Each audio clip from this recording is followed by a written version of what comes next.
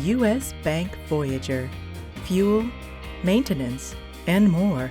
Managing fleet expenses and payments can be a major challenge, especially without the right solutions. The U.S. Bank Voyager Fleet Program offers businesses a single-source solution to help manage and control fleet fuel and maintenance costs.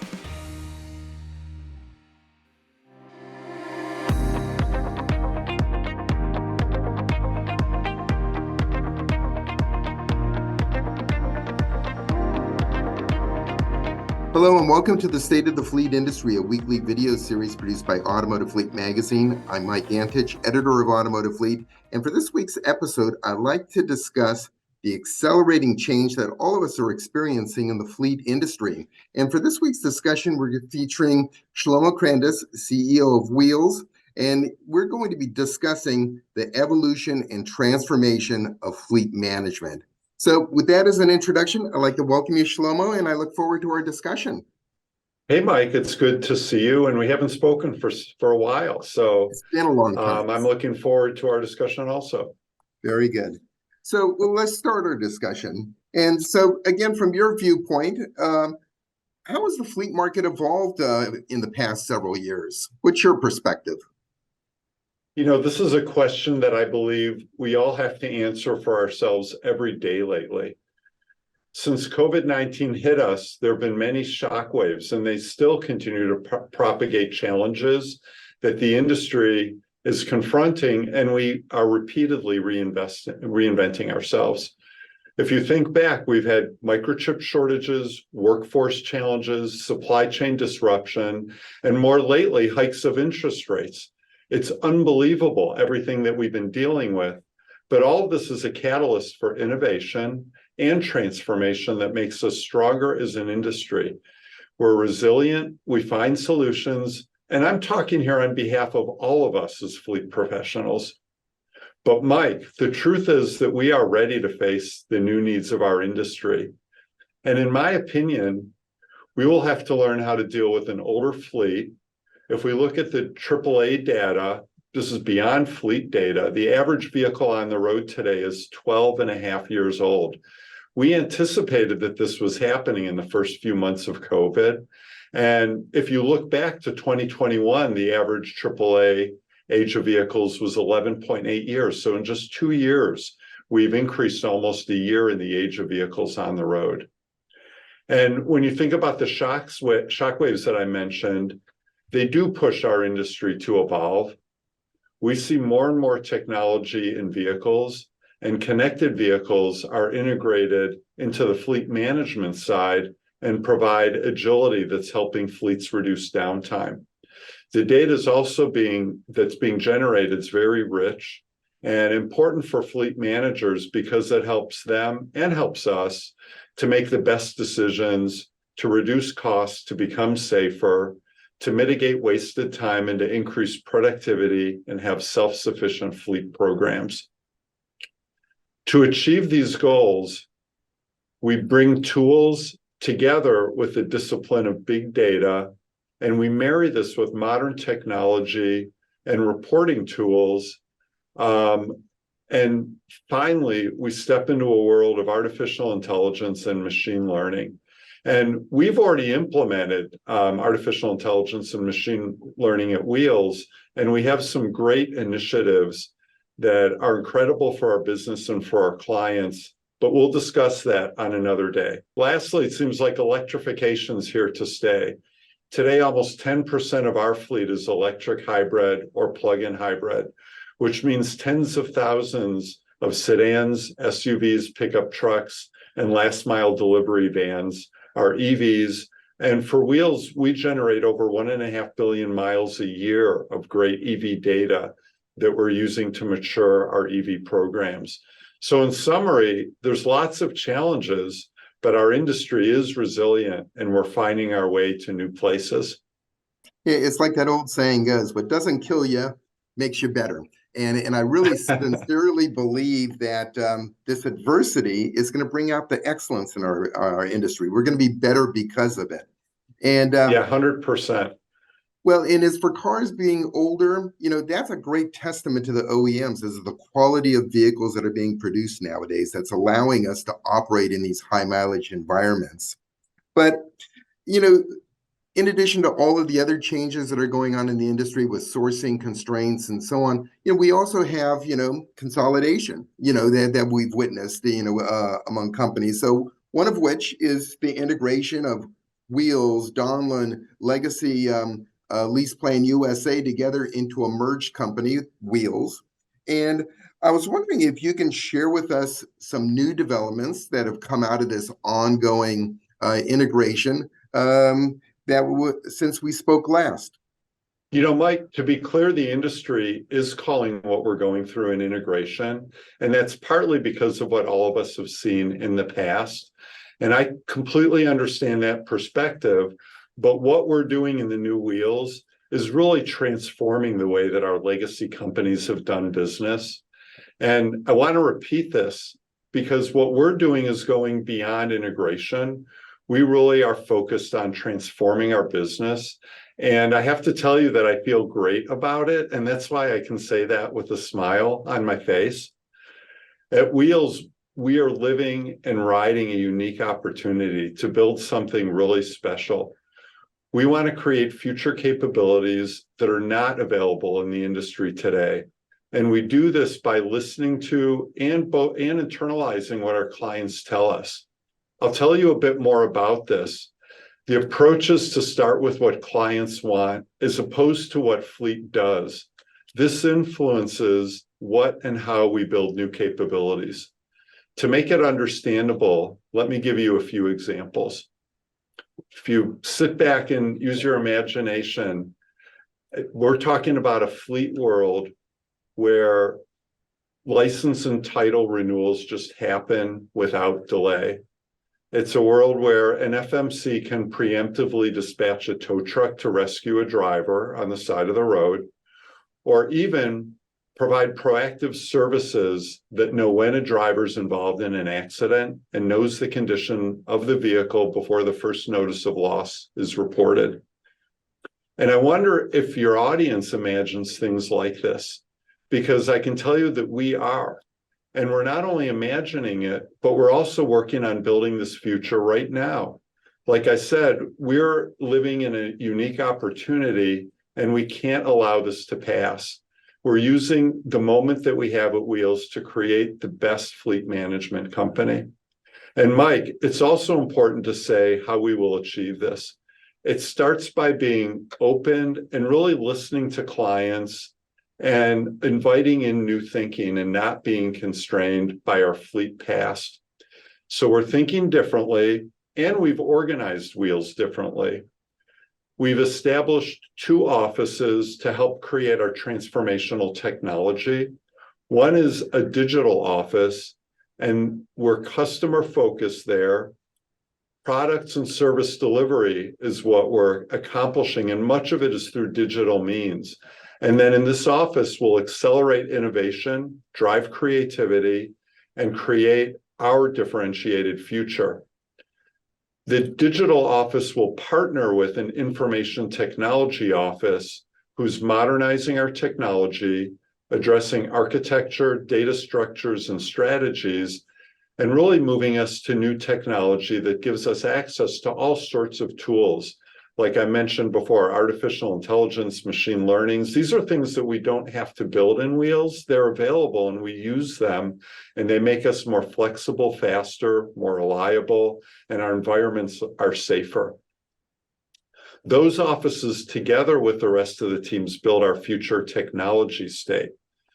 Talking about transformation of our business, we also changed and moved away from a traditional commercial role and established a client's office where we have a laser focus on nurturing and supporting our clients, where we really listen to them, work with them, and hear their objectives. And we have a separate growth office. And the term growth has multiple meanings. We want to open our minds, expand our thinking, and develop new capabilities, incubate ideas, and really challenge ourselves to think outside the box and always be the best version of ourselves. So that's one of the growths.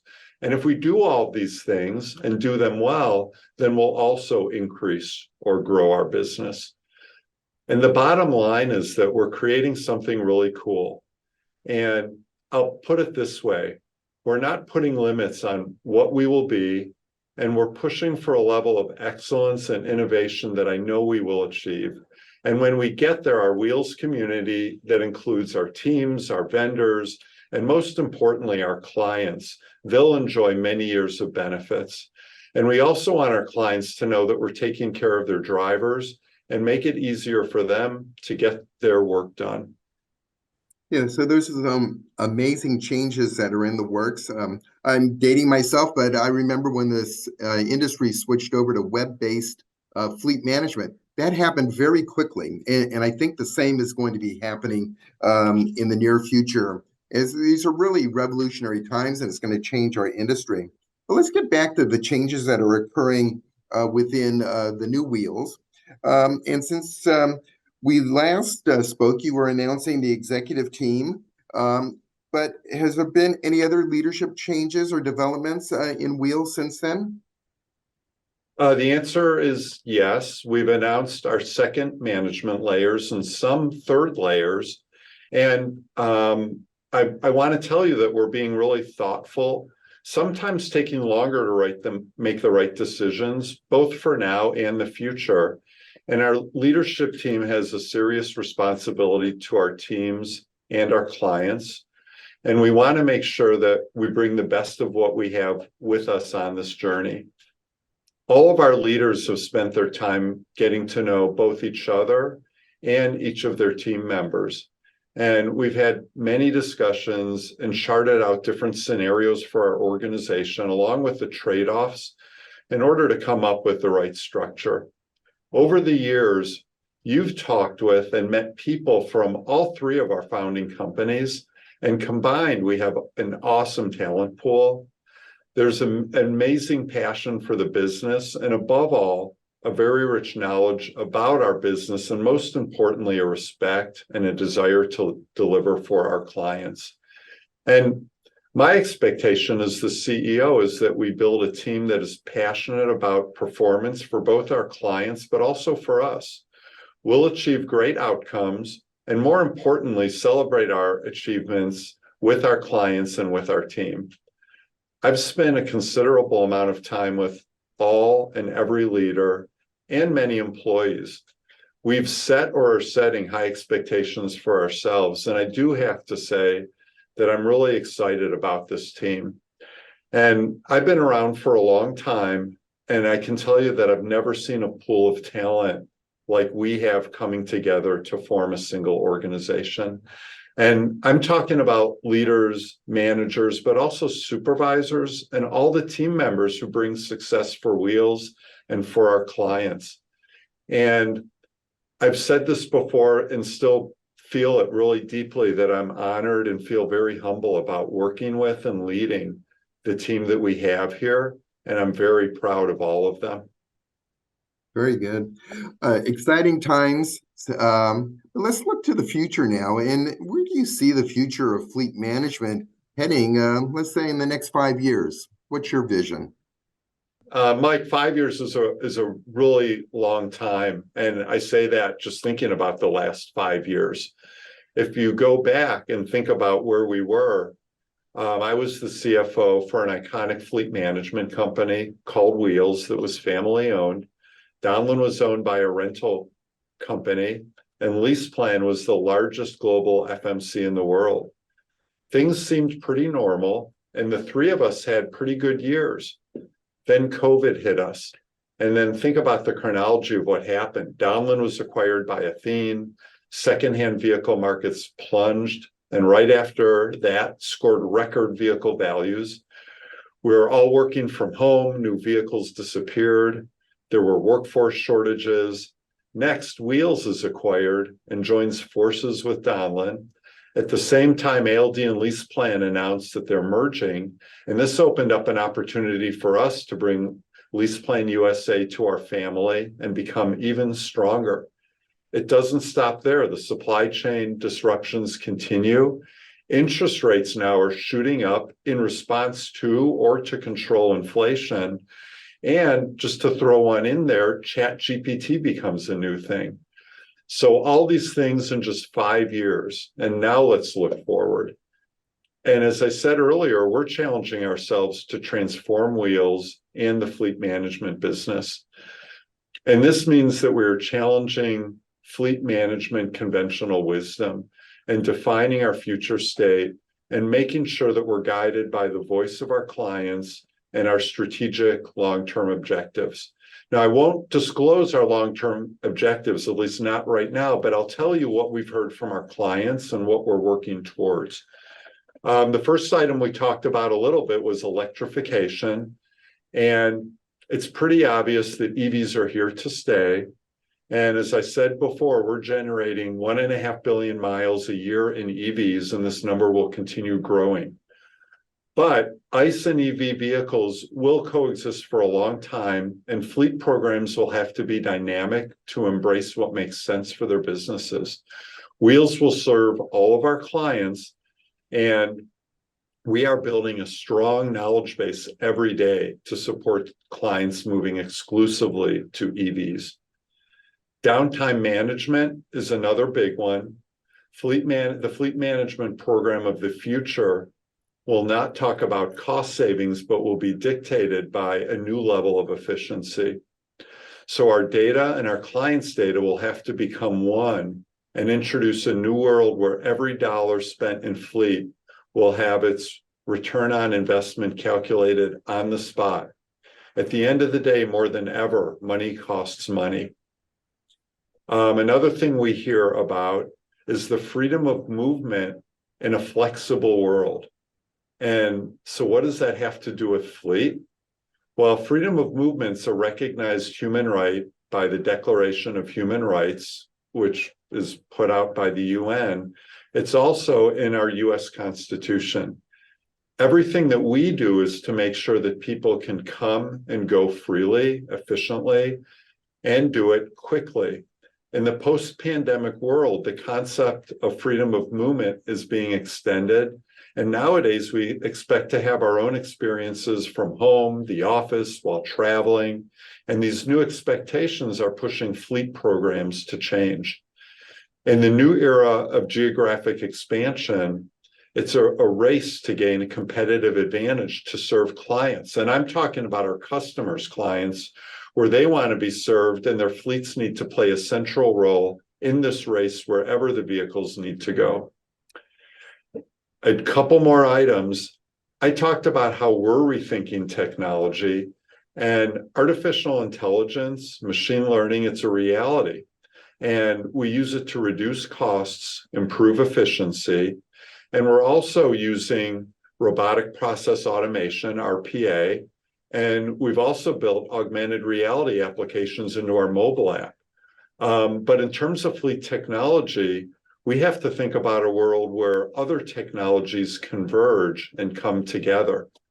The vehicles will include additional technology that will continue creating growing benefits, and vehicles communicating with vehicles, communicating with fleet management tech, vendor tech, and client tech is all going to come together. And then we'll be able to use some of the tools that I mentioned, like AI, machine learning, and augmented reality, to build an ecosystem to address mobility needs. And above all, data, and lots of data like we've never seen before that we'll all need to make sense of. And the last item that you don't hear fleet companies talking about a lot is privacy. The car nowadays knows more about us than, I should say, than the vehicle ever did. And if the vehicles know that someone else is out there and is also keeping tabs on us, then we at Wheels are committed to building out our new world of fleet data to create efficiencies and better experiences. But we're going to do it in a way where we respect the privacy of our clients and the drivers. And this topic will affect how we manage our assets and how we select assets and manage our data. And there's scenarios that we've already seen where Teslas have gone to countries like Ukraine with their drivers' data. Bad things don't, or good things don't happen in that scenario. And we also need a more ample discussion about who owns the data. And we've had scenarios where the OEMs want to own all of the data that comes out of the vehicles. I can keep going, but those are kind of the top 5 items that we're focused on at the moment. Well, this has been a fascinating discussion, but unfortunately, we've reached our allotted time, Shlomo. So I want to thank you again for sharing your expertise, sharing your vision, and the direction that this industry is going in. So with that, I'd like to thank you very much, Shlomo.